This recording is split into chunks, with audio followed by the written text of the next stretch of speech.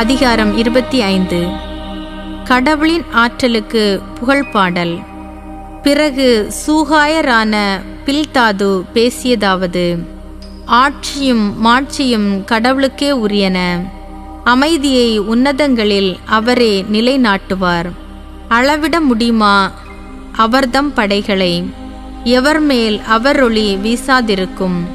அப்படியெனில் எப்படி மனிதர் கடவுள் முன் நேரியராய் இருக்க முடியும்? அல்லது பெண்ணிடம் பிறந்தவர் எப்படி தூயவராய் இருக்கக்கூடும்? இதோ வெண்ணிலவும் ஒளி குன்றியதே, விண்மீன்களும் அவர் பார்வையில் தூய்மையற்றனவே. அப்படி இருக்க புழுவை போன்ற மனிதர், பூச்சி போன்ற மானிடர் எத்துணை தாழ்ந்தவர்.